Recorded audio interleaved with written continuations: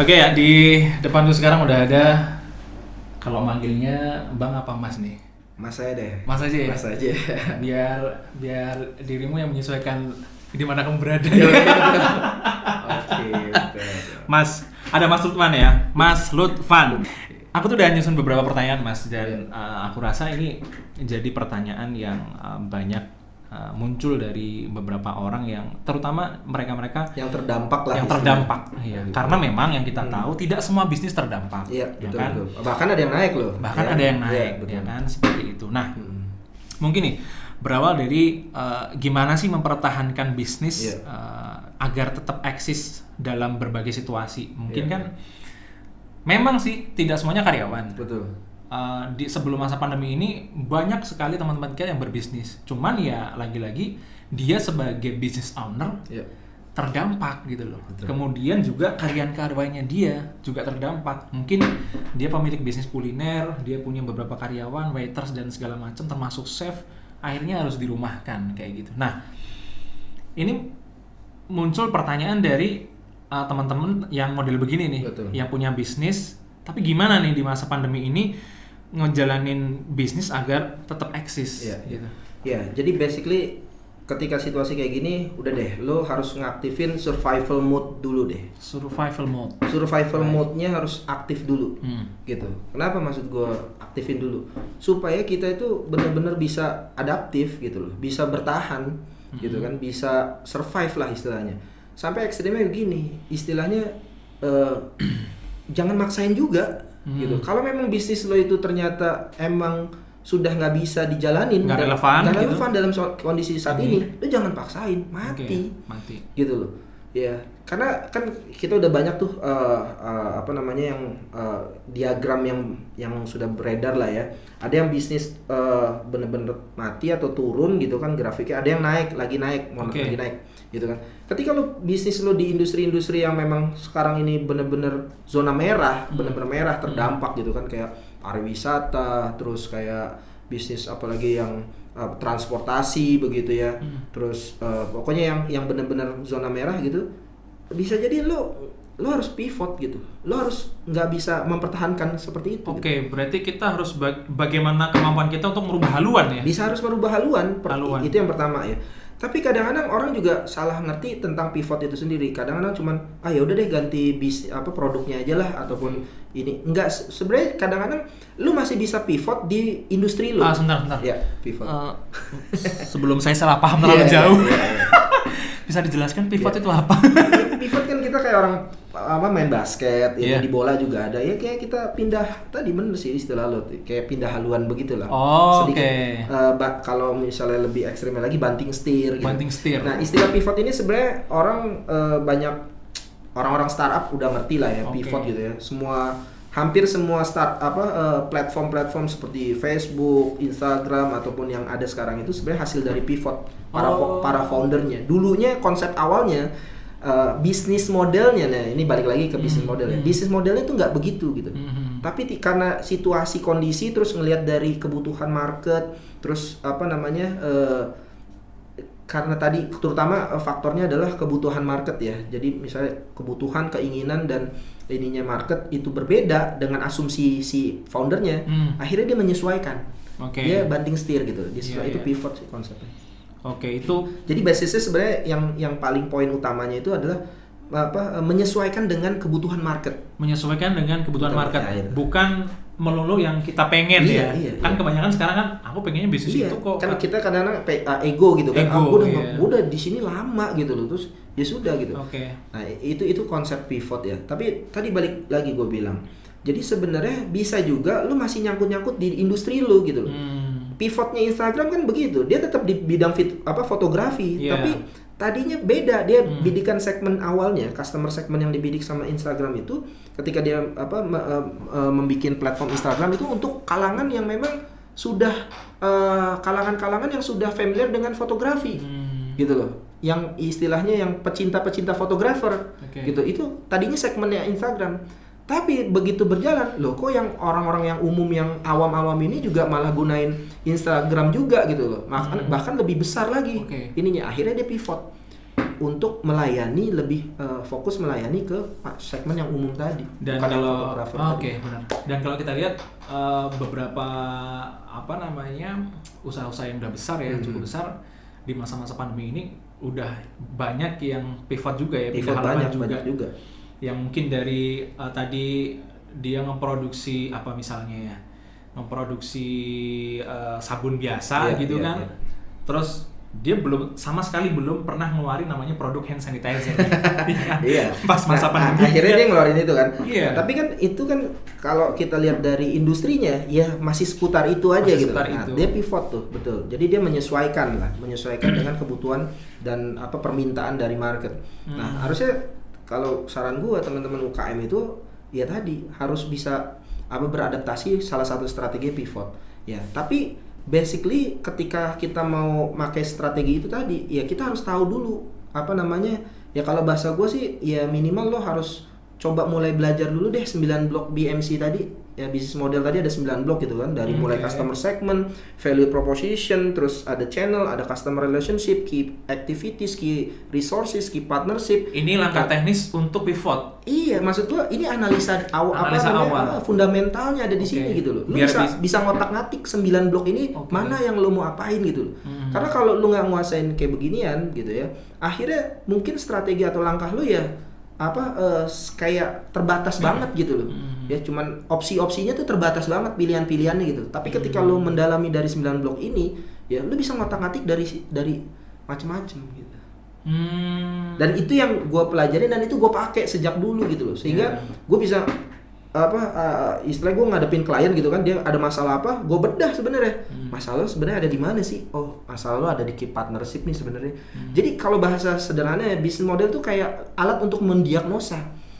Kalau ibarat kata dokter untuk ngediagnosa penyakit pasien itu dengan BMC ini, dengan business model canvas tadi.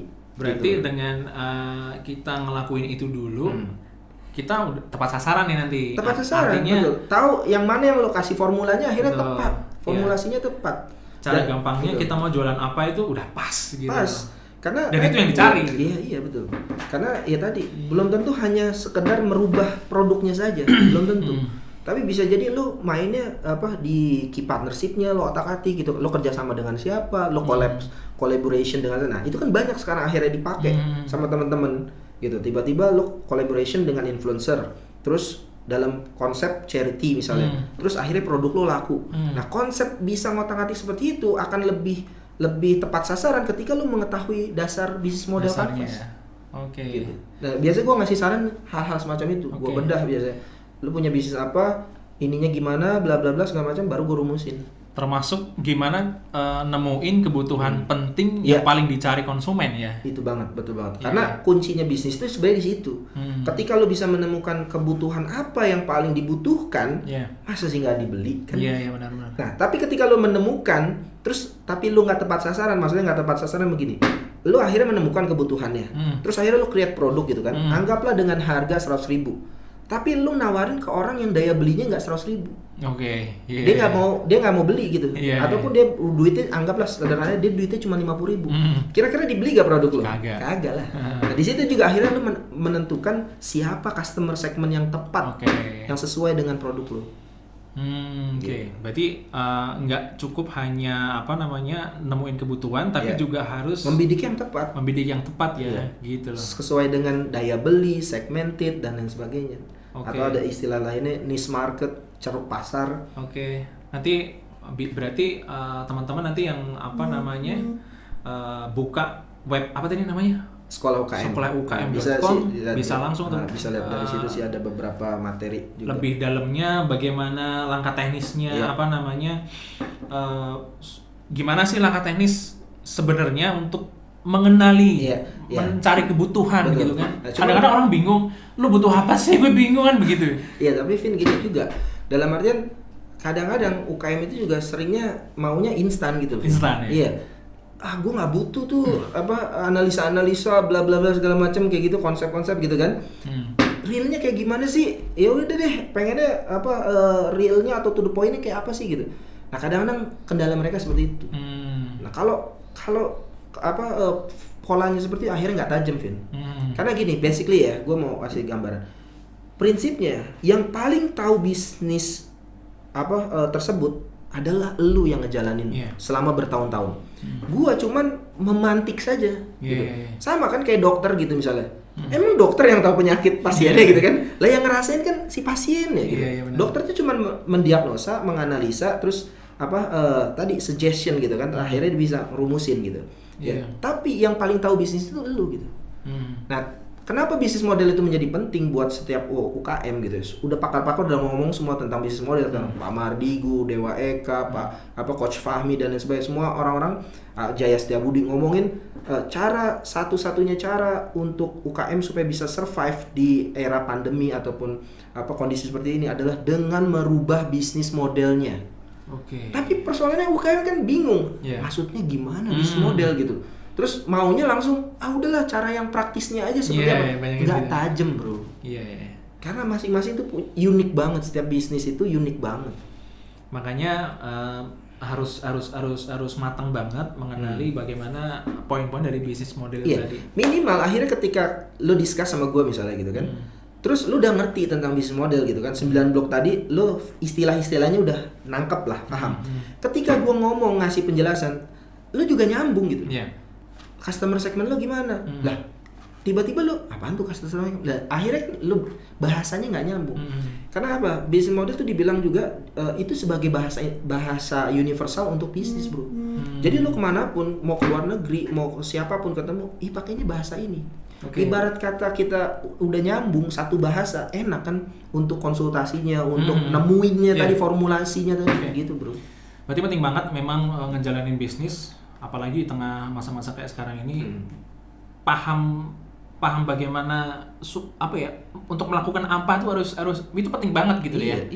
Fundamentalnya ini fundamental pengetahuan fundamental bisnisnya lu harus ngerti sehingga lu bisa dapat insight tuh langsung aha momennya langsung harus begini begini nggak nungguin ngelakuin apa terus baru tahu gagalnya setelah ngelakuin tuh kayaknya gimana gitu, ngebuang waktu gitu kan. Alangkah baiknya sebelum mengeksekusi suatu project istilahnya satu bisnis, belajar dulu lah nih, dimatangin dulu kayak gitu. Dan lagi-lagi ini bisa dilihat di sekolah apa namanya tadi? Sekarang promo ya. Sekolahukm.com. Di situ nanti ya adalah jalurnya semua. Terus ini nih. Kan sorry ya tadi tiba-tiba kayaknya ini mungkin kalau di video langsung keputus gitu aja, Mas. Tiba-tiba di sebelah kita ada gelas gitu ya. Betul. Ternyata kita tadi sudah melakukan yang namanya buka puasa. Tetaplah ya, dulu tadi ya. Walaupun bentuk-bentuk kita kayak gini itu tetap puasa. Oke, Mas, tadi tuh aku sempat ngedapetin satu istilah yang masih terngiang-ngiang tuh dari tadi tuh. Mas Lutfan tadi bilang kita ini harus mengaktifkan survival mode di era-era masa-masa kayak sekarang. Ya itu masa-masa ya contohnya pandemi kayak sekarang nih serba susah kayak gitu. Nah, cuman yang jadi pertanyaan, di awal-awal kita semangat nih, kita harus survival ya kan. Terus di tengah jalan tuh apalagi mungkin udah ini ya, biasanya kayak udah mulai capek ya kan. Terus ini sampai kapan ya BTW gitu kan. BTW sampai kapan ya survival mode ini harus kita lakuin? Kayaknya kan di situ kita terus muncul pertanyaan, apa nih nanti endingnya kita gitu kan, dan sampai kapan nih kita di posisi kayak gini, dan apa yang harus kita lakukan supaya kehidupan kita itu terus berlangsung sekian lama. Ya intinya kita pengen balik lah kayak dulu kayak gitu loh. Menurut Mas Lutfan gimana? Gini bro, kalau kita bicara survival mode sampai kapan, sebelum ngejawab pertanyaan itu sebenarnya gue mau ngasih gambaran ke lu dan teman-teman semua gitu ya. Bahwa lu jangan pernah berharap situasi ini kita akan bisa kembali ke situasi seperti yang lalu. As a normal seperti yang lalu. No. Jadi kedepannya kita sudah akan masuk ke era new normal. New normal. Jadi apa new normal itu? New normal itu kondisi yang akan datang itu sudah berbeda. Tidak akan sama lagi dengan kondisi yang sebelum era pandemi ini. Situasinya sudah akan berbeda. Kalau lebih gilanya lagi, orang bilang decoupling, terputus. Jadi seolah-olah era setelah pandemi ini adalah era yang sama sekali terputus, sudah benar-benar totally berbeda. Makanya ada yang bilang kalau di pakar-pakar bisnis itu akan ada, kalau bicara tentang bisnis ya, itu akan banyak bisnis model yang mati, yang sudah tidak ada lagi, dan akan muncul yang baru-baru. Gitu. Itu kalau dari sisi bisnis. Tapi new normal ini bukan hanya, kita tadi udah sepakat gitu. Ini tidak hanya menyerang ataupun dari sektor ekonomi atau bisnis saja, seluruhnya. Jadi seluruh kehidupan kita bisa berubah sama sekali ke depannya, new normal. Nah, itu yang pertama. Jadi yang harus kita pahami bersama dulu, bisa jadi setelah ini itu berbeda dengan yang sebelum-sebelumnya sudah. Kondisinya sudah akan berbeda. Kayak bisa dibikin lagu ya. Aku yang dulu bukanlah yang sekarang. Ya, contoh misalnya gue mau kasih contoh yang di luar industri bisnis gitu ya. Industri pendidikan aja, Bro. Ke depan setelah kejadian pandemi ini, orang kan semua beradaptasi kan. School from home kan.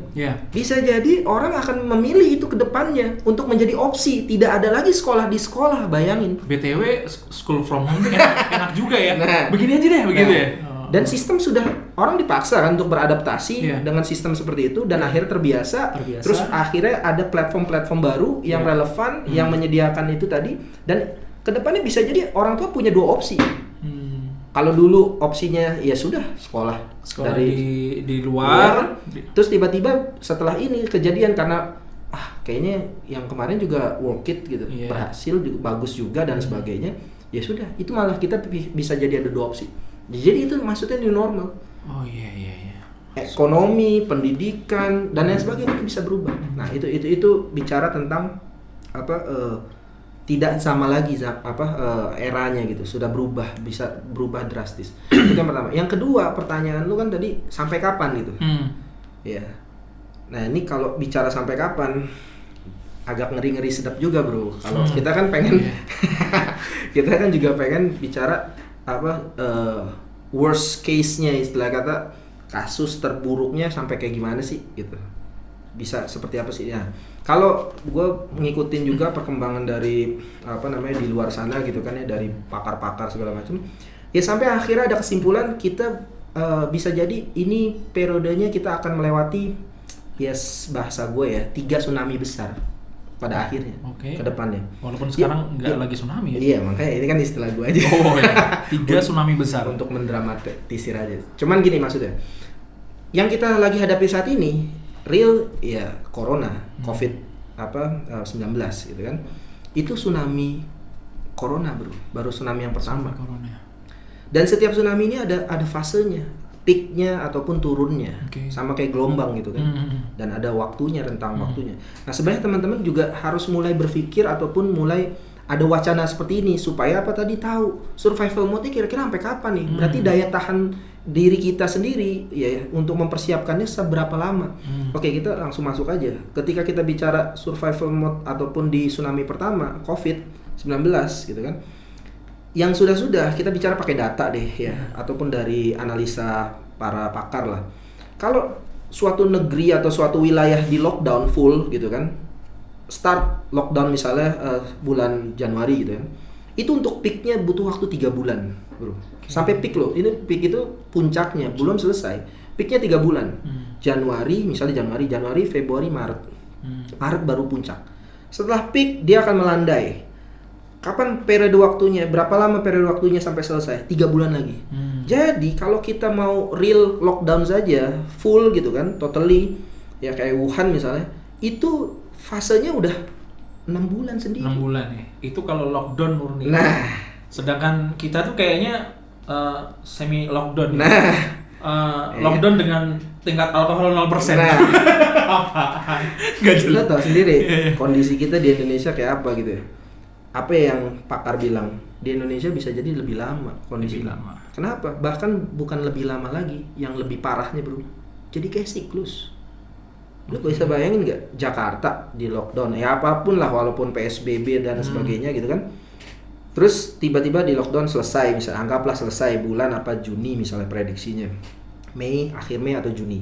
Terus tiba-tiba ya daerah yang lain kan nggak seperti Jakarta kan, telat kan. Terus tiba-tiba anggaplah Jakarta selesai turun gitu. Yeah. Terus daerah lain ada peaknya lagi terus turun, ya kan? Jakarta nih udah ini nih. Terus tiba-tiba daerah lain naik turun lagi, ya kan? Terus tiba-tiba muter lagi ke Jakarta gimana? Kalau misalnya itu terjadi. Seperti juga di Cina juga begitu kan, ada gelombang kedua nyerang lagi. Lah kalau semua kejadiannya karena nggak serentak nih bro, ini kan sampai para pakar bilang harus serentak sebenarnya, Indonesia nggak serentak, harus semuanya supaya nggak terjadi potensi tadi siklus begitu. Siklus ya. Ini selesai, ini belum, terus balik lagi. Nunggu Indonesia benar-benar bersih itu ya kalau bisa jangan tunggu-tungguan lah istilahnya. Ya kan kita ngeri ngelihat kayak begitu kondisinya, ya kan? Itu baru tsunami yang pertama bro. Ya, tadi COVID. Efeknya ketika tadi anggaplah 6 bulan ke depan, ya 6 bulan bro, itu UKM banyak yang menjerit. Dan ya kita tahu datanya gitu, angkatan kerja kita gitu, penyumbang terbesar angkatan kerja di Indonesia itu 97% itu dari UKM. Sisanya itu dari sektor-sektor yang kapitalis lah, yang besar-besar lah. Gitu. 97%-nya angkatan kerja kita itu dari UKM. Kalau UKM nggak bisa survive dalam 6 bulan saja, apa yang terjadi? Ya maka masuk ke tsunami yang kedua yang tadi dimaksud itu. Apa itu? Tsunami kedua ya gelombang PHK. Gelombang PHK. Ya. Dan sekarang kita udah ngelihat tanda-tandanya, berapa juta orang di PHK, dirumahkan, ya kan? Itu udah mulai dari sekarang. Dan itu aja baru awal gelombang ya? Ya belum bahkan bisa belum gelombang. Belum. Ya? Kita ini sebenarnya masih di gelombang pertama ya. Masih gelombang pertama belum selesai. Ini kan kayak ibarat ombak kan beriringan. Tapi, gulungan ombaknya tadi. Iya, itu aja udah kerasa. Nah, apa yang terjadi ketika tadi di 6 bulan ini, misalnya anggaplah kita ambil yang 6 bulan gitu ya. Terus nggak selesai gitu kan. Terus tiba-tiba banyak, anggaplah 50% saja dari 97% UMKM nggak survive, 50%-nya gitu kan, tumbang. Berapa puluh juta atau bahkan berapa gitu loh yang akan di PHK tadi, ya kan? Nah, setelah kondisi PHK massal dan sebagainya, ya ini juga akhirnya saling berpengaruh. Terus lihat dari kondisi global juga, ya kan? Maka ada gelombang yang ketiga yang siap-siap juga. Kita harus antisipasi ketika itu terjadi. Apa gelombang yang ketiga? Gelombang resesi ekonomi dunia. Gitu, ya. Tanda-tandanya apa sekarang? Ya lo lihat aja dari berita-berita di dunia, ya kan? Dari misalnya parameter salah satunya dari harga minyak mentah ya per barelnya udah sampai minus loh bro angkanya, bukan nol lagi. Jadi ibarat kata tuh produsen itu sampai bayar orang yang mau ngambil. Iya. Kan gokil udah. Ya, dia bahkan prediksi dunia itu memang ya ini balik lagi ada teori konspirasi juga di balik semua ini gitu kan. Ada yang by design karena untuk meriset perekonomian global gitu kan, karena kondisi ya istilahnya fiat money atau uang kertas itu ngelembung udah sekian ribu kali lipat daripada sektoril. Jadi sudah saatnya untuk di reset. Kalau di periode-periode sebelumnya teorinya untuk meriset ekonomi itu adalah salah satunya dengan perang. Makanya teori konspirasi sekarang nggak perang fisik tapi perang dagang. Iya, bukan perang dagang lagi kalau yang kita alami sekarang. Perang biological warfare. Perang biologi gitu. Di riset pakai kayak ginian. Gitu. Jadi ya tapi kita nggak usah terjebak dalam teori konspirasi, tapi ya kita harus juga buka mata gitu. Bisa jadi memang itu yang akan kita hadapi nextnya gitu, depannya ada 3 gelombang ini. Ya kan? Terus gimana dong UKM ini bisa bertahan? Nah, itu yang harus kita jawab, bro. Harus kita carikan solusinya, dan kita semua harus bergerak untuk bisa mengantisipasi itu semua sebagai suatu bangsa ya. Iya. Ya cukup ngeri kalau dengar 3 gelombang tadi ya. Iya, parah sih gitu. Apalagi kalau kita bicara lagi konteksnya terus pemerintah udah mengantisipasi apa gitu langkah-langkahnya realnya gitu kan. Karena kondisi 3 gelombang ini kan juga harus ada hubungannya ataupun protektif, harus ada protektif dari pemerintah kan. Kayaknya kita lihat coba. Kayak belum kelihatan deh. Iya. Ya, apa jangan mata saya aja yang nggak kelihatan. Bagaimana langkah pemerintah ini? Kalau Mas Lutfan ngelihat gitu.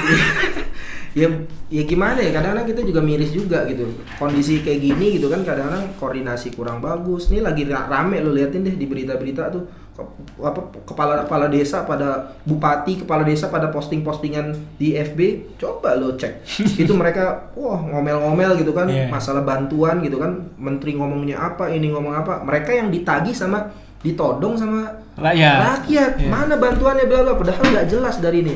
Parah kan? Itu baru bicara skupnya ya masalah ketahanan pangan gitu ya. Belum yang urusan tadi UKM gitu.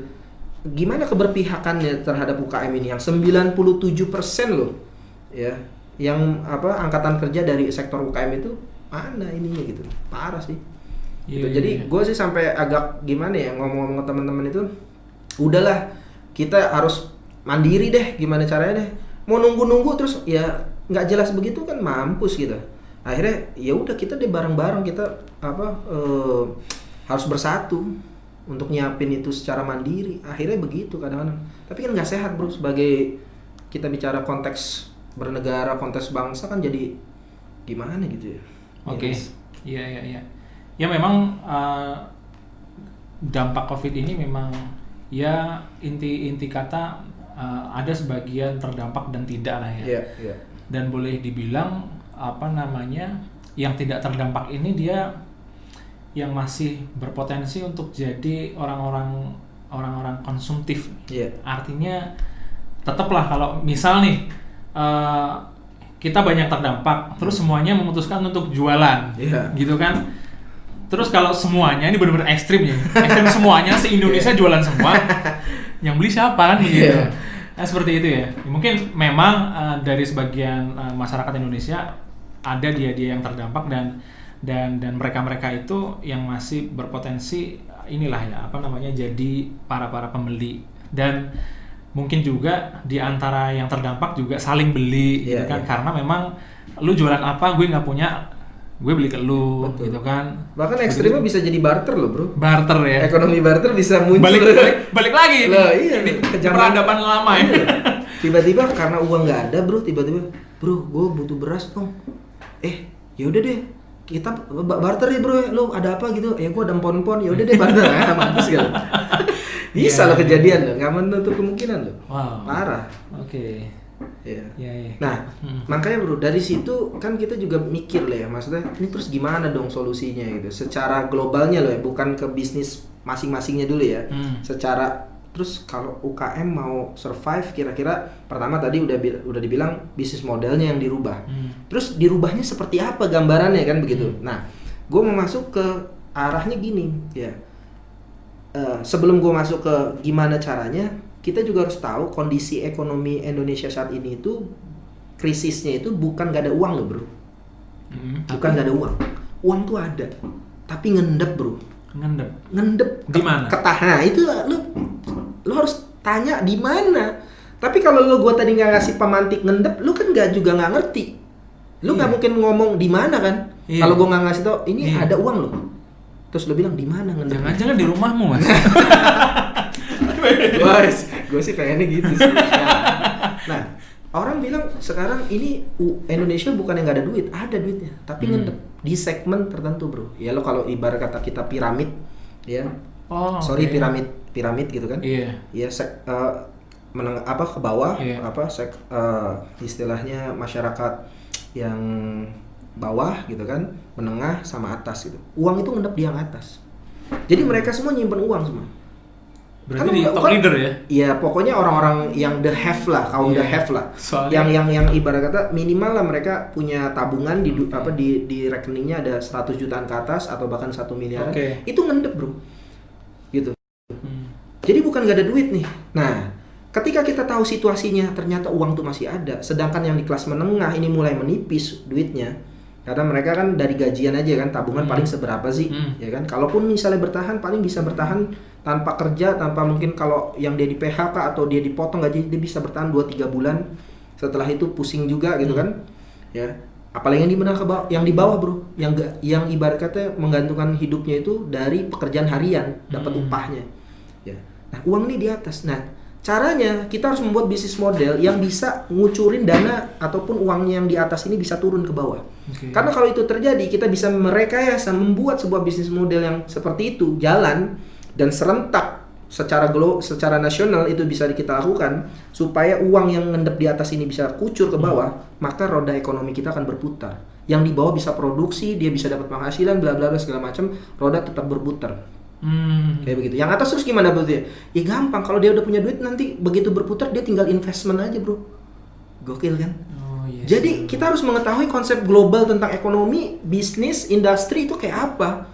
Gitu loh. Kalau misalnya ini kita bisa kucurin yang di atas ini punya uang ini bisa turun, dia belanja lah gambaran sederhananya, dia bisa belanja, dia turun, dibelanjakan gitu kan. Akhirnya terjadi UKM ini bisa produksi, ya kan. Terus akhirnya dia bisa dapat penghidupan. Terus saya muter, ya. Ini bergerak. Relatif aman ini. Mau lo nanti berapa bulan kita bisa survive, bro, kalau ini terjadi. Terus dia bingung lagi kan tadi. Lah terus kalau yang atas terus ngeluarin duit seberapa lama? Bro, duit mereka lo mau setahun lockdown juga mereka fine aja. Tapi kan mereka juga mikir, gila juga kalau gue terus ngeluarin duit, terus gue harus. Tapi kalau di bawah berputar, dia bisa invest yang tadi gue bilang. Akhirnya muter uang. Gitu.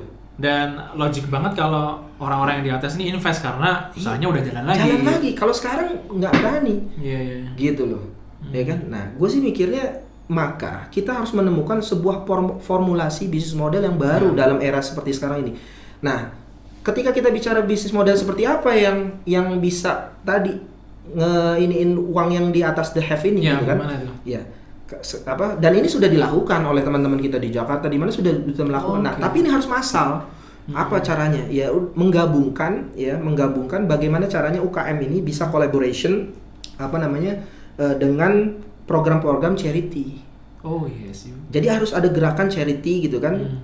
Gerakan charity ini yang menarik uang di atas tadi untuk berbagi, untuk saling bantu, ya kan, untuk peduli, ya kan. Akhirnya dia donasi misalnya, ya kan, donasi, terus donasinya itu dibelanjakan untuk barang-barang kebutuhan dan dibelanjakan itu disalurkan kepada siapa? UKM.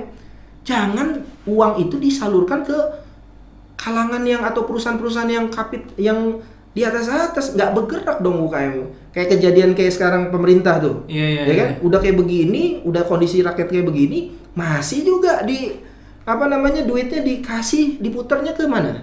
Ke perusahaan-perusahaan besar. Lo tahu tuh yang kasusnya kemarin tuh 5, berapa T itu kan? Kaya makin kaya, miskin makin miskin. Kan parah, gue bilang. Harusnya dia kucurin, bikin project gitu kan, yang supaya UKM ini bisa produksi dong. Nah, di situ baru masalah goodwill, masalah keberpihakan, mau gak berpihak gitu. Tapi konsep ini harus jalan. Kalau misalnya pemerintah atau pemegang kebijakan tidak bisa melakukan itu, kita aja yang merekayasa supaya kita bikin gerakan charity gitu kan. Ya, di samping kita bisa nolong bantuin yang terdampak yang udah sekarat-sekarat ini bisa tetap makan. Karena kalau nggak bisa makan juga chaos, bro. Kalau udah chaos, ya kan? Gejolak sosial, the have juga nggak nyaman dong hidup, ya kan? Jadi mereka harus mikir juga, mereka harus peduli, sudah harus gitu, dipaksa. Karena kalau lu nggak peduli, kondisi chaos, bro, lu juga yang akan kena dampaknya. Nah, itu kita harus buat tadi, sehingga tadi charity di produksinya UKM bisa bergerak, bisa jalan semuanya, bro.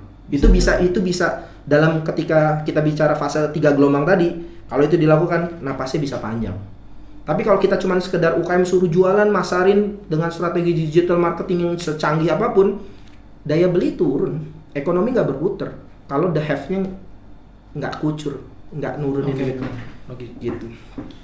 Iya. Makanya salah satu formulanya tadi dengan langkah menggabungkan charity. Ya, jadi ya bisnis UKM itu harus berkolaborasi dengan gerakan charity, donasi dan sebagainya. Dan itu memang nggak bisa hanya dengan kekuatan kecil dalam arti dari teman-teman kita aja yang mungkin sekarang udah ngelakuin di Jakarta. Makanya betul. Bahkan kalau bisa seluruh Indonesia. Makanya kita lagi juga intens untuk mengkampanyekan gerakan itu, bro. Saling bantu, lalu ataupun kita ibarat kata beli ke tetangga ataupun menggerakkan ekonomi UKM ataupun ya kita belanja kepada barang-barangnya dari produksi UKM gitu-gitu. Aku udah mulai beberapa lihat itu postingan teman-teman ya, yang di Instagram terutama, yang udah ngampanyein kalau beli apa-apa sekarang ke terdekat dulu. Nah, bukan cuma ke terdekat, harusnya lebih jauh lagi, intinya ke UKM bro. Tapi kan ya gue juga kadang-kadang sorry to say gitu ya, anak-anak gue juga kadang-kadang mintanya, Pak McD, Pak ini. Tapi kan kita harus sudah mulai sadar bro. Ya digantilah ke apa kayak penyetan kayak geprek kayak apa kayak gitu yang UKM bro. Ya sama-sama KFC tapi cuman yang ini Carjo fried chicken. Nah, gitu. Kita harus lebih berpihak ke situ aja sih bro dalam kondisi seperti sekarang supaya muter tadi. Iya. Benar. Bukan berarti gua anti produk-produk itu ya, tapi kita harus lebih mikirin UKM lah kalau saat ini sih. Terutama yang kelihatan di mata kita gitu kan, jelas-jelas di depan mata kita ada saudara kita yang istilahnya apa ya, dari level ke bawah lah, yang lagi pengen grow, pengen survive dengan usahanya dia, coro jauhnya dilarisi lah. Itu itu benar. Makanya gue di sekolah UKM juga selain tadi kita ngajar platform untuk ngasih edukasi ke mereka gitu kan, lewat video tutorial, lewat webinar, lewat consulting juga, coaching dan sebagainya. Tapi kita juga bikin wadah yang nanti dari wadah atau sistem itu kita bikin affiliate program. Jadi orang-orang yang bergabung itu bisa jualin produknya dipakai affiliate sistem kita. Jadi ibarat kata lo tinggal nanti nge-share aja link, terus itu produk UKM yang bergabung sama kita, mereka bisa jualin bisa kita pasarin juga produk-produk yang pakai program affiliate. Kan lo tahu sendiri UKM kan nggak ngerti apaan itu affiliate marketing, sistem IT tadi gitu kan. Nah, kita nyediain juga sistemnya. Jadi fungsinya ibarat wadah ya. Ada wadahnya, kita ibarat lagi wadah. Ibarat ini kapal Nabi Nuhnya lah. Benar. Filosofinya aja udah karena tadi penolong. Karena tadi tsunami bro, kan tsunami air bah gitu kan, makanya kita pakai istilah kapal Nabi. Oh benar juga ya. Iya benar. Oke mas, itu tadi beberapa langkah konkret ya. Gambaran besar umumnya lah yang akan kita hadapi ke depannya, bisa seperti itulah. Oke.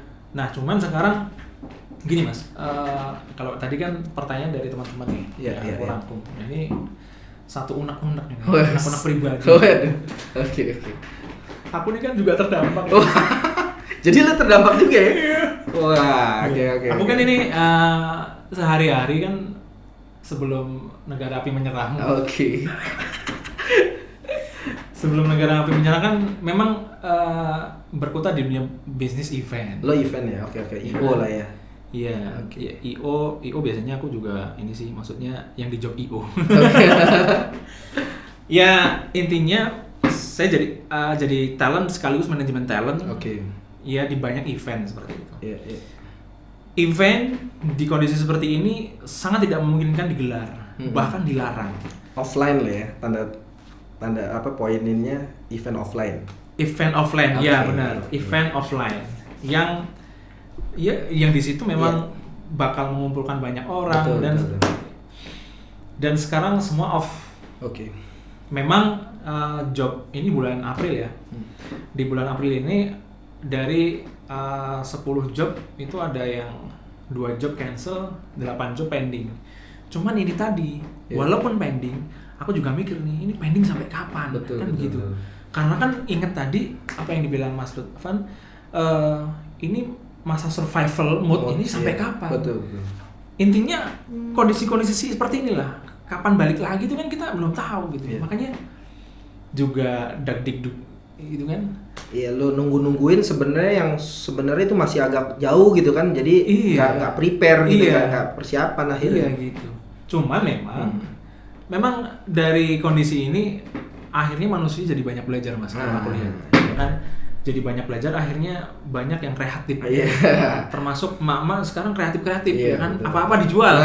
Barang-barang tasnya dijual, HP-nya dijual. Enggak gitu sih ya. Tapi banyak emak-emak, banyak teman-teman kita juga yang tadinya nggak bisa bikin ini jadi bisa bikin itu. Ya kan? Nah, kalau sebelum ke yang lain, kalau lu sendiri akhirnya kepikirannya apa? Nah. Kalau aku kan lebih ke mengingat masa lalu gitu. Oh. Masa lalu kan mantan, bukan ya? Bukan. Oh, bukan. Mantan bisnis Iya, benar. Dulu kan sebelum aku di dunia event Mas, Okay. itu kan aku juga ada usaha buat belajar lah. Itu di bidang kuliner juga, mirip-mirip sama bidangnya Mas Lutman di masa lalu juga. Iya, gitu kan. Di bidang kuliner kurang lebih selama 1,5 tahun. Cuman kan memang waktu itu basicnya masih serba offline ya kan, konvensional banget. Orang beli di warungku, selesai udah gitu. Jadi nggak ada yang aktivitasnya aku ngirim makanan, produk yang aku jual lewat ojol, belum ada dulu kayak gitu. Nah sekarang kan aku ngelihat jadul lah, kolonial dulu banget usahaku dulu kan. Udah tahun 2014-2015an lah. Waktu itu belum in banget ojol, itu masih di Jakarta. Nah sekarang itu kan ternyata setelah aku lihat di ojek online itu kan ada salah satu produk atau salah satu fiturnya itu kan kirim antar makanan, ya kan. Nah ternyata semua orang bisa buka di situ tanpa punya lapak pun. Bisa punya lapak di aplikasi itu. Apa sih sebutannya lah? Apalah istilahnya ya? GoFood, ya kan. Nah aku kepikiran gini Mas. Aku mau ngebikin satu produk yang aku bikin di rumah tanpa punya lapak, tapi aku bisa ngejual, tapi penjualannya memang sih mengandalkan dari penjualan dari produk itu tadi, aplikasi tadi seperti itu.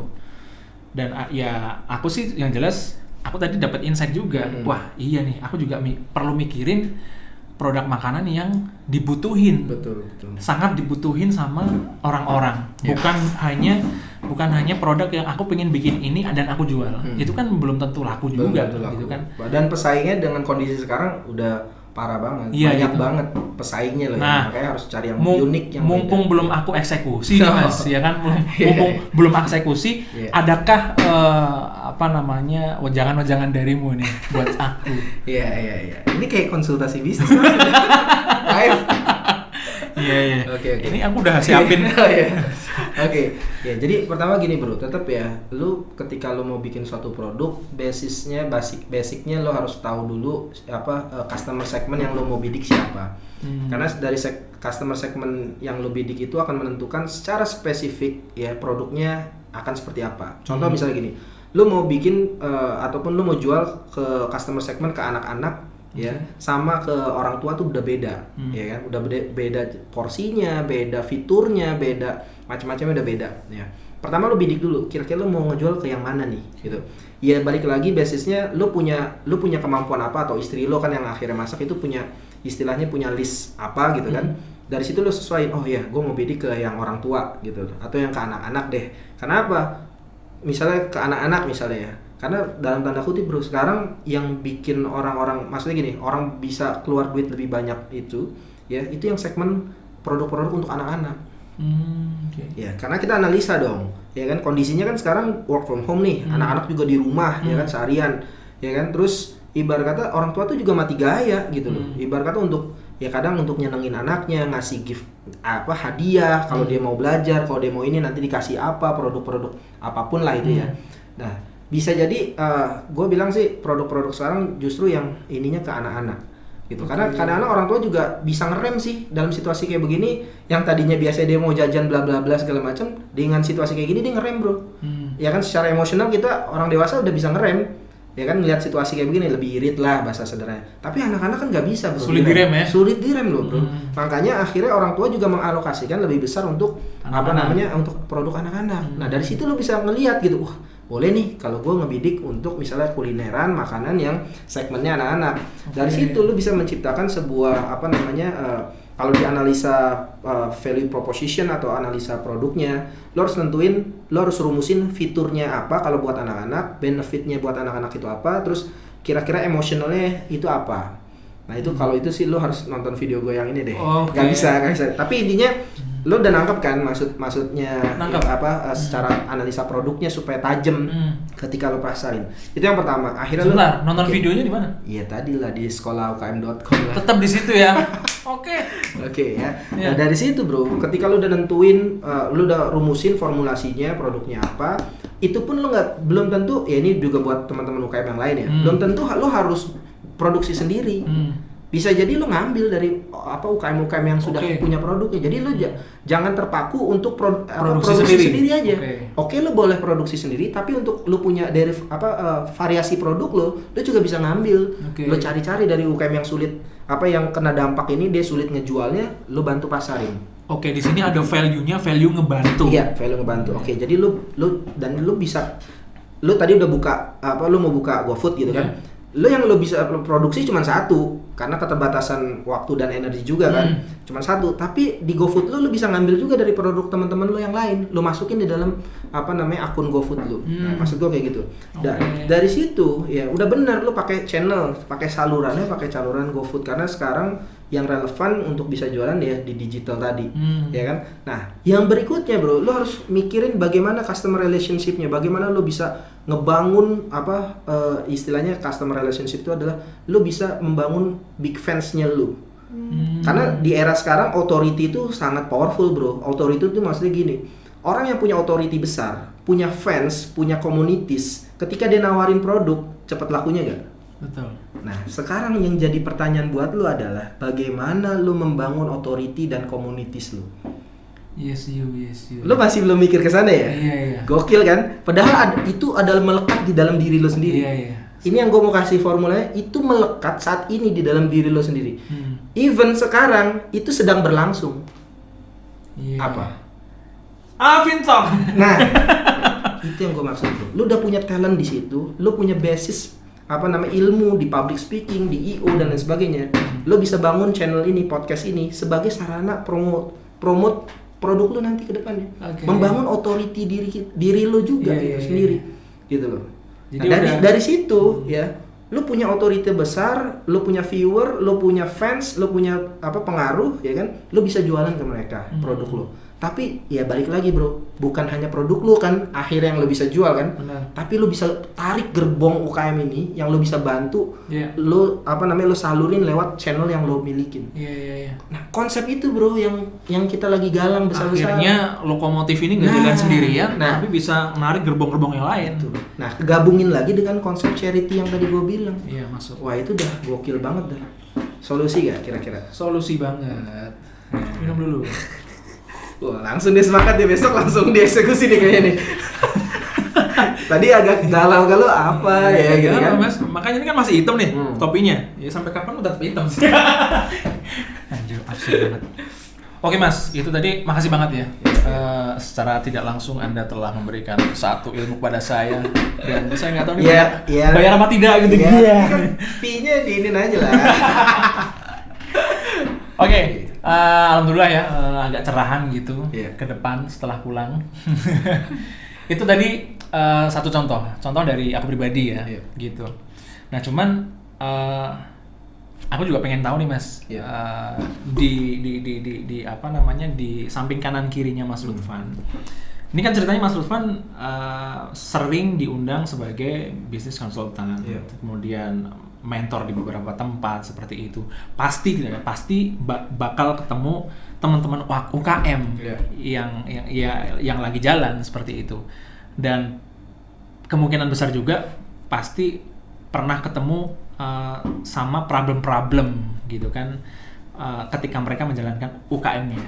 Mungkin juga pas di masa-masa kayak gini nih.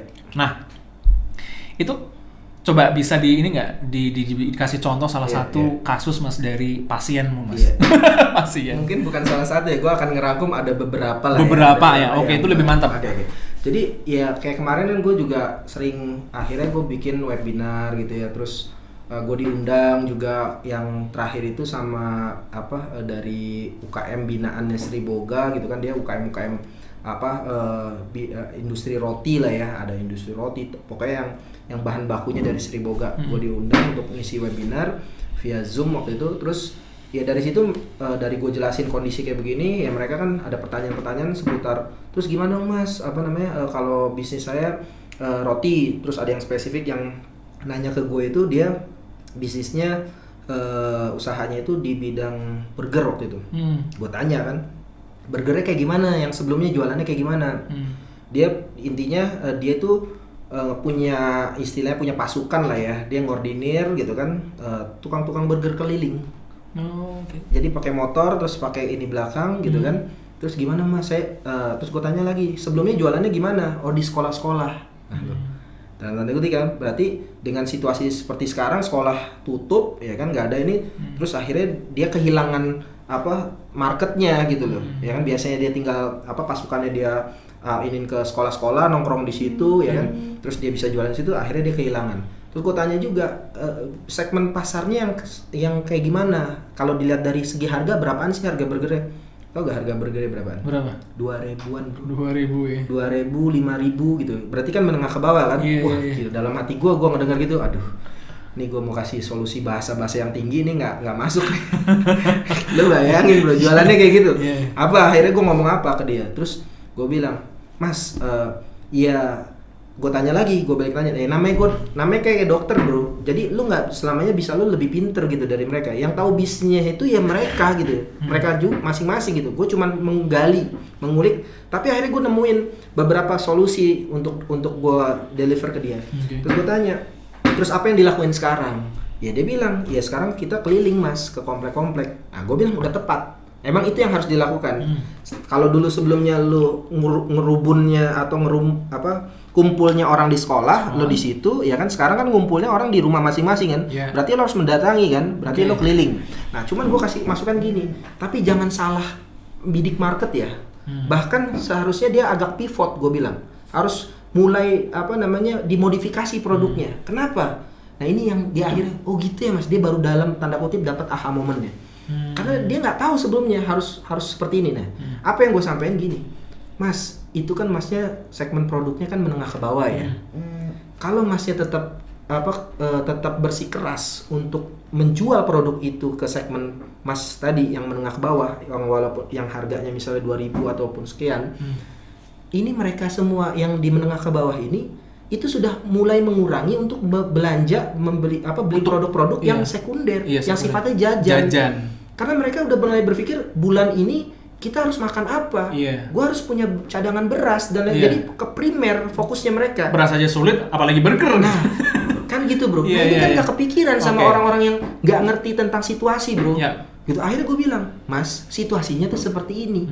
Orang menengah ke bawah yang bidikannya aslinya Mas itu menengah ke bawah itu nggak berpikir untuk jajan saat ini. Daya belinya lagi nol. Lagi rendah sekali, minim sekali. Jadi ketika dia akhirnya dia mau berjuang, dia istilah ikhtiarnya dia, pokoknya pasukan digerakkan setiap hari keliling aja ke daerah-daerah bidikan dia, gak ada yang beli bro.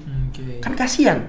Makanya dari situ gue bilang, Mas, mulai coba adaptasikan atau modifikasi produknya masnya, ya kan, mulai masuk ke segmen menengah atau menengah ke atas kalian.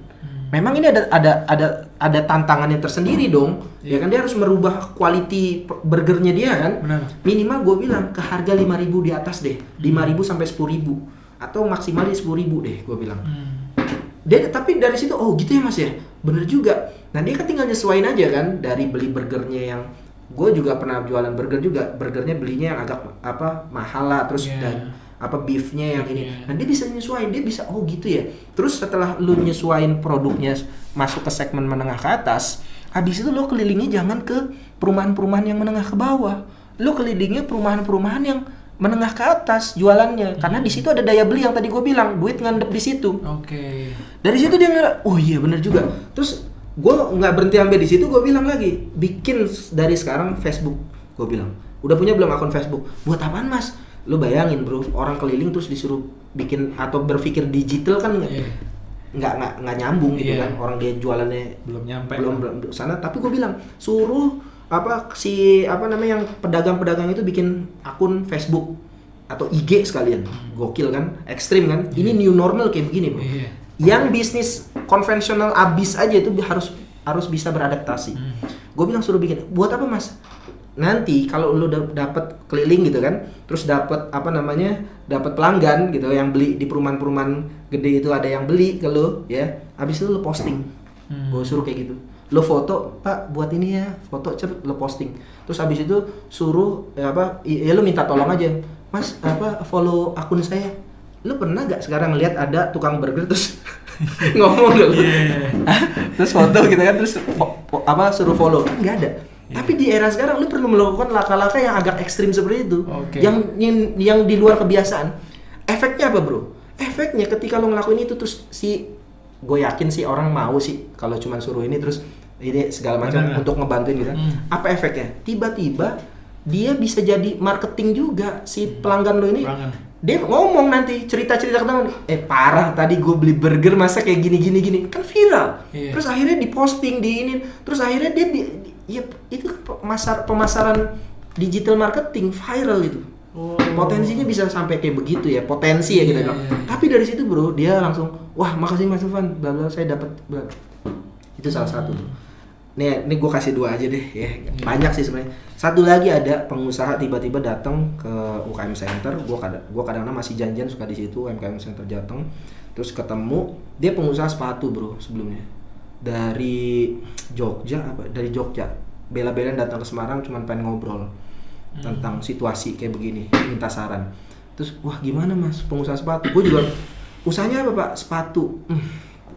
Mikir juga gue mau diapain nih sepatu kondisi kayak gini, lo mau jualan sepatu gimana coba, orang nggak keluar gitu kan di rumah ya kan. Terus habis itu gue basa-basi dikit dulu lah, Mas saya udah pernah belajar tentang bisnis model belum, tahu gak customer segment, analisa market, analisa produk bla bla. Wah tahu dikit-dikit, coba deh nanti tak bilang pelajarin lagi gitu kan. Terus intinya gue bilang gini, harus pivot deh, harus disesuaikan produknya, nggak bisa dipaksain jual sepatu. Tapi dia cerita, wah dead stock saya besar Mas, banyak. Dead stock tuh maksudnya numpuk ya, barangnya dia numpuk, nggak kejual, nggak keserap pasar. Intinya dia mikir ini harus kejual semua nih. Tapi gue bilang, gue kasih cara ekstrim, nggak bisa kalau mau dipaksain dengan cara normal, cara biasa untuk ngasarin itu udah nggak bisa. Karena real orang udah mengalihkan budgetnya dia yang tadinya dia pengen beli sepatu, udah dialihkan untuk kebutuhan primer, untuk kebutuhan yang lainnya, gitu. Tapi masih bisa nih diotak-atik. Nah, gue ngasih intinya gue bedah dari segi customer segmentnya di siapa, terus kira-kira lu bisa ngerubah produknya apa. Tapi intinya gini, konklusi strategi simpelnya ya, gue bilang, coba deh diotak-atik tuh customer segmentnya tuh ya, untuk dirubah sedikit produknya nggak jadi sepatu. Kira-kira bisa jadi apa? Gak kebayang juga bro. Orang udah namanya udah deadlock gelap gitu kan, nggak ketemu. Akhirnya gue kasih jawaban gue kasih solusi praktis aja kalau udah kayak gini gitu kan. Gue bilang dirubah, jangan jual sepatu, gue bilang. Terus jual apa Mas? Tapi masih dalam family-nya itu ya, masih mirip-mirip tapi dalam family-nya. Apa dong Mas? Jual sendal, gue bilang. Hah? Jual sendal? Iya, gue bilang sendal rumah. Gokil kan? Dan gue baru ketemunya ide itu ya baru pada saat ngomong begitu, dia cerita teng, gue langsung mikir, otak gue apa nih ya, kalau gue suruh jualan sepatu kayak apaan gitu, mau di otak atik juga kayaknya udah nggak bisa. Akhirnya gue ketemu, wah dapet nih insight gue nih, sendal rumah. Kenapa sendal rumah? Segmennya buat siapa, gue tanya. Segmennya buat orang tua sama buat anak-anak. Orang tua dulu, kita bicara orang tua yang umurnya 50 ke atas, butuh kesehatan nggak? Produk kesehatan kan?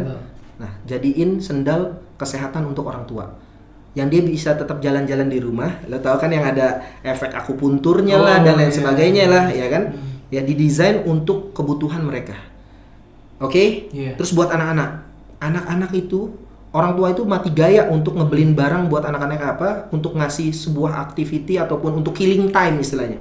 Produk-produk yang killing time itu sekarang laku. Makanya game apapun itu laku, killing time. Ngabisin waktu. Iya, kan lu pusing juga kan punya anak, kayak gua 4 gitu kan. Terus gua harus main terus sama mereka kan, nggak mungkin.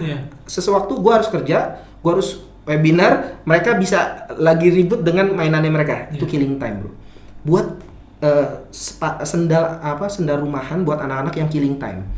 Jadi dengan ada variasi bentuknya yang ini, pokoknya si anak-anak kalau pakai itu terus mungkin ada bunyinya, mungkin ada LED-nya, lampunya nyala dan kayak gitu. Dari situ dia langsung, wow, nggak kepikiran, gitu kan? Oke, ini menarik nih. Dia langsung, wah, gue abis ini langsung mau ke Tangerang, mau ke Jakarta, mau ngeinin bla bla. Nah, terus gue bilang gini, tapi nanti dulu, belum selesai sampai di situ. Lo baru nemuin insight produknya, lo belum nemuin cara jualannya. Oke, jualannya jelas, nanti pakai digital marketing. Tapi yang lo bidik lo harus tepat. Yang lo bidik adalah orang. Jadi gini, lo kan jual ke tadi produk itu kan end usernya adalah orang tua dan anak-anak. Itu end user, bro. Tapi bayarnya siapa? Lo kalau nggak ngerti bedanya antara end user dan buyer, mampus lo. Oh iya, benar. Nah, yang memutuskan beli kira-kira siapa? Kalau dia misalnya untuk orang tua yang umurnya udah tua gitu kan, 50-60, terus buat end usernya buat anak-anak. Yang beliin siapa? Yang beliin anaknya si bapak sama anaknya kita. Orang tuanya. Ya, jadi bapaknya kita sama anaknya kita itu yang konsumsi. Ya, yang membeli ya kita. Intinya umur yang 30-an, 40-an gitu kan. Yang dia punya anak, yang dia punya orang tua. Dia yang mutusin untuk beli. Dia mutusin. Karena dia yang main handphone, dia yang ini di Instagram, dia yang di Facebook nyari-nyari produk. Nah, lu harus membidik segmen buyernya itu. Oke. Sehingga lu jualinnya ke si buyer itu dengan bahasa promonya, hadiahkan produk ini untuk orang tua kesayangan Anda supaya tetap sehat. Hadiahkan ini untuk anak-anak Anda dan lain sebagainya. Oke, masuk. Gitu, bro. Iya. Oke. Itu tadi benar-benar langkah konkret ya. Konkret, bro. Dari bisnis model tuh turunannya bisa ngebahas sedetail itu. Dan bayangin aja kalau kita nggak paham ya kan bisnis model, apalagi di era sekarang, entahlah gitu loh. Oke, baik. Oke, thank you Mas Lutfan. Itu tadi sangat bermanfaat banget buat saya dan semuanya. Semoga dari pandemi ini kita banyak belajar dan kita bisa terus survive. Bukan hanya moodnya saja, tapi survive sampai kapanpun lah, seperti itu.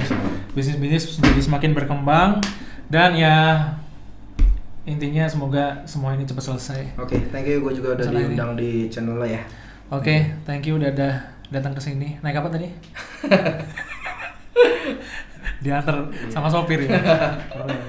Oke, thank you. Kita modelnya salamannya gimana nih? Gini ya. Tas.